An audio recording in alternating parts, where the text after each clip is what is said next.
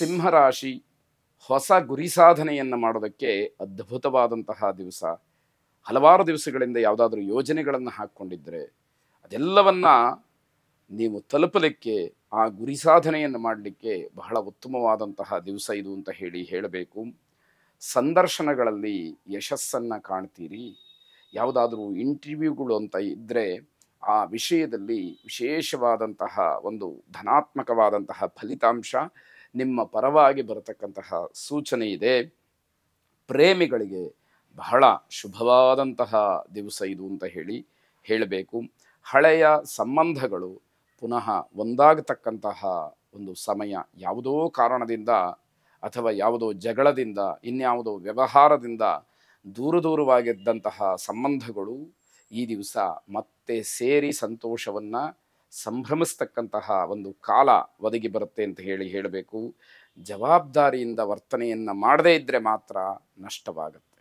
ಆದ್ದರಿಂದ ಸಂತೋಷದಲ್ಲಿ ಮಿಂದಿರುವಾಗ ಯಾವುದೇ ಕರ್ತವ್ಯಗಳನ್ನು, ಜವಾಬ್ದಾರಿಗಳನ್ನು ಮರೀಬಾರದು ಅನ್ನುವಂತಹ ಎಚ್ಚರಿಕೆ ಇದಾಗಿರುತ್ತೆ. ಅಣ್ಣ ತಮ್ಮಂದಿರ ಜೊತೆಯಲ್ಲಿ ಜಗಳ ಆಗೋದಕ್ಕೆ ಸಾಧ್ಯತೆಗಳು ಹೆಚ್ಚಾಗಿದೆ. ಹಾಗಾಗಿ ಯಾವ ವಿಷಯಕ್ಕೆ ಏನು ಅನ್ನುವುದನ್ನು ಸರಿಯಾಗಿ ತಿಳಿದು ಆ ಜಗಳವನ್ನು ತಪ್ಪಿಸಬೇಕಾದಂಥದ್ದು ಮುಖ್ಯವಾಗುತ್ತೆ. ಇಷ್ಟ ದೇವತಾ ಅನುಗ್ರಹವನ್ನು ಪಡ್ಕೊಳ್ಳಿ, ಶುಭವಾಗಿ. ಕನ್ಯಾ ರಾಶಿ ಆಸ್ತಿಯ ವಿಚಾರಕ್ಕೆ ಸ್ವಲ್ಪ ವಿವಾದವಾಗುತ್ತೆ, ಜಗಳವಾಗುತ್ತೆ ಮನೆಯಲ್ಲಿ.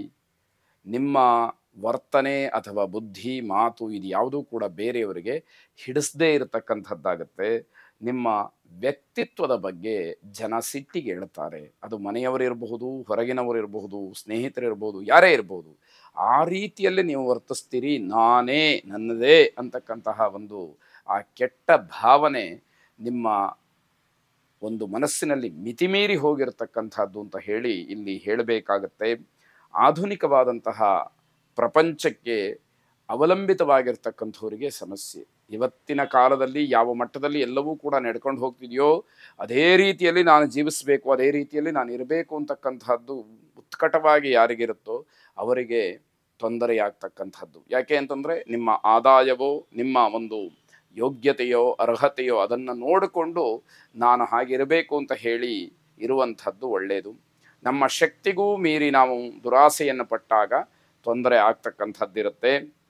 ಶಾರೀರಿಕವಾದಂತಹ ಸಮಸ್ಯೆ ಇರುತ್ತೆ. ಶರೀರದಲ್ಲಿ ಸ್ವಾಸ್ಥ್ಯ ಇರೋದಿಲ್ಲ, ಆರೋಗ್ಯ ಹದಗೆಟ್ಟಿದೆ, ಅದರಿಂದ ತೊಂದರೆ ಆಗುವ ಸೂಚನೆ ಇದೆ.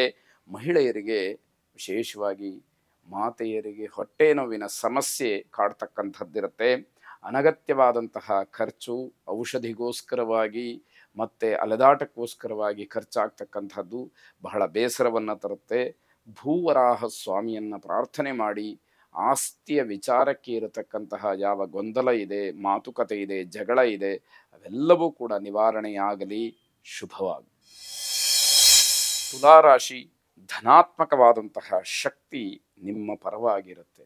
ಹಾಗಾಗಿ ಎಲ್ಲ ಕೆಲಸಗಳಿಗೂ ಕೂಡ ಅನುಕೂಲತೆ ಆಗತ್ತೆ ಅನ್ನುವಂತಹ ಒಂದು ಸಣ್ಣ ಸೂಕ್ಷ್ಮ ಸೂಚನೆ ನಿಮಗೆ ಸಿಕ್ಕುವಂಥದ್ದಾಗುತ್ತೆ. ಕಾರ್ಯಕ್ಷೇತ್ರದಲ್ಲಿ ಮಾತ್ರ ಅತಿಯಾದಂತಹ ಶ್ರಮವನ್ನು ಪಡಬೇಕಾಗತ್ತೆ. ನಿಮ್ಮ ವೃತ್ತಿಯೋ, ನಿಮ್ಮ ನೌಕರಿಯೋ ಆ ರೀತಿಯಾಗಿ ಈ ದಿವಸ ನಿಮಗೆ ಹೆಚ್ಚು ದೈಹಿಕ ಶ್ರಮವನ್ನು ಕೊಡ್ತಕ್ಕಂಥದ್ದಾಗತ್ತೆ.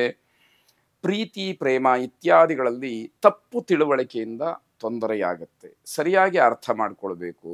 ಯಾವುದೇ ಕಾರಣಕ್ಕೂ ನಿಮ್ಮ ಮನಸ್ಸಿನ ಭಾವನೆಗಳು ಏನಿದೆ ಅದನ್ನೇ ಹೇಳಿ, ಅದನ್ನು ವ್ಯಕ್ತಪಡಿಸಿ ನೀವು ಸರಿಯಾದಂತಹ ರೀತಿಯಲ್ಲಿ ಇರಬೇಕಾದಂಥದ್ದು ಮುಖ್ಯವಾಗುತ್ತೆ. ಆರ್ಥಿಕವಾದಂತಹ ಅಭಿವೃದ್ಧಿಯಿಂದ ಅಥವಾ ಲಾಭದಿಂದ ಒಂದಷ್ಟು ಸಮಾಧಾನ ಸಿಗ್ತಕ್ಕಂಥದ್ದಾಗುತ್ತೆ. ಕುಟುಂಬದಲ್ಲಿ ಸಂತೋಷ ಇರುತ್ತೆ. ಹಣಕಾಸಿನ ವಿಚಾರದಲ್ಲಿ ಯಾವ ಕೊರತೆಯೂ ಇಲ್ಲ. ಭಿನ್ನಾಭಿಪ್ರಾಯಗಳು ಕೂಡ ಇಲ್ಲದೆ ಇರತಕ್ಕಂಥದ್ದು.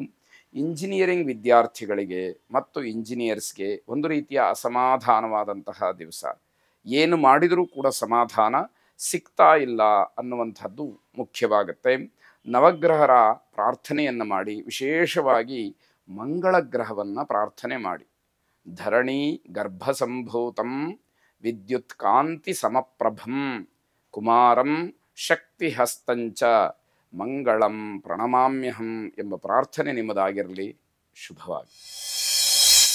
ವೃಶ್ಚಿಕ ರಾಶಿ ತುಂಬ ತಾಳ್ಮೆ ಇರಬೇಕಾದಂತಹ ದಿವಸ. ತಾಳ್ಮೆಯನ್ನು ಕಳ್ಕೊಂಡ್ರಿ, ನಿಮ್ಮ ಕೆಲಸ ಎಲ್ಲ ಕೆಟ್ಟು ಹೋಗುತ್ತೆ, ತೊಂದರೆಗೆ ಕಷ್ಟಕ್ಕೆ ಸಿಕ್ಕಾಕೊಳ್ತೀರಿ ಅಂತಕ್ಕಂಥದ್ದು ಸತ್ಯ. ಪತಿಪತ್ನಿಯರಲ್ಲಿ ಅನ್ಯೋನ್ಯತೆ ಇರುತ್ತೆ, ಆ ಒಂದು ಅನ್ಯೋನ್ಯತಾ ಭಾವ ನಿಮ್ಮನ್ನು ಕಾಪಾಡ್ತಕ್ಕಂಥದ್ದಾಗತ್ತೆ. ಹಣದ ವಿಚಾರದಲ್ಲಿ ಸ್ವಲ್ಪ ಕಿರಿಕಿರಿ ಆಗತಕ್ಕಂತಹ ದಿವಸ. ಹಣಕಾಸಿನ ವಿಚಾರ ಬಂತು ಅಂತಂದರೆ ಏನೋ ದೊಡ್ಡ ಸಮಸ್ಯೆ ಎದುರುಗಡೆ ಇದೆ ಅನ್ನುವಂತಹ ಅನುಭವ ನಿಮಗೆ ಆಗುವಂಥದ್ದು. ನಕಾರಾತ್ಮಕವಾದಂತಹ ವಿಚಾರ ಅಥವಾ ಅಶುಭವಾದಂತಹ ಸುದ್ದಿಯಿಂದ ಬೇಸರವಾಗುತ್ತೆ. ನೀವು ಯಾವುದೋ ಕೆಲಸಕ್ಕೆ ಹೊರಟಿರ್ತೀರಿ ಅಥವಾ ಇನ್ನೇನೋ ಆಲೋಚನೆಯಲ್ಲಿರ್ತೀರಿ, ಆಗ ಅದಕ್ಕೆ ಸಂಬಂಧಪಟ್ಟ ಹಾಗೆ ಬೇರೆಯವರು ನಕಾರಾತ್ಮಕವಾಗಿ ಮಾತಾಡ್ತಕ್ಕಂಥದ್ದು ಅಥವಾ ಅಶುಭವಾದಂತಹ ವಾರ್ತೆಯನ್ನು ಹೇಳ್ತಕ್ಕಂಥದ್ದು ಮನಸ್ಸಿನ ಮೇಲೆ ಕೆಟ್ಟ ಪರಿಣಾಮವನ್ನು ಬೀರುವಂಥದ್ದಾಗುತ್ತೆ. ಪ್ರಯತ್ನಪೂರ್ವಕವಾಗಿ ಕೆಲವು ಕೆಲಸಗಳಾಗತ್ತೆ. ನೀವು ಪ್ರಯತ್ನ ಮಾಡಿದರೆ ಮಾತ್ರ ಉಂಟು, ಕಷ್ಟಪಟ್ಟರೆ ಉಂಟು, ಇಲ್ಲದೇ ಇದ್ದರೆ ಇಲ್ಲ ಅನ್ನುವ ರೀತಿಯಲ್ಲಿ ಕೆಲವು ಕೆಲಸಗಳಿರುತ್ತೆ. ಸಂಬಂಧಿಕರು ಆತಂಕದಲ್ಲಿರ್ತಾರೆ. ಯಾಕೆ ನಿಮ್ಮ ವಿಷಯಕ್ಕೆ ಆತಂಕ ಆಗತ್ತೆ ಅಂತಂದರೆ, ಎಲ್ಲಿ ಏನು ಯಾವ ಒಳ್ಳೆಯ ಕೆಲಸ ಆಗಬೇಕಾದ್ದು ನಿಂತು ಹೋಗ್ಬಿಡುತ್ತೇನೋ ಅಥವಾ ಬೇರೆ ರೂಪವನ್ನು ಪಡ್ಕೊಂಡು ಬಿಡುತ್ತೇನೋ ಅನ್ನುವಂತಹ ಆತಂಕ ಅವರಿಗೆ ಇರತಕ್ಕಂಥದ್ದು. ಚೌಡೇಶ್ವರಿಯನ್ನು ವಿಶೇಷವಾಗಿ ಪ್ರಾರ್ಥನೆ ಮಾಡಿ. ಶುಭವಾಗಿ.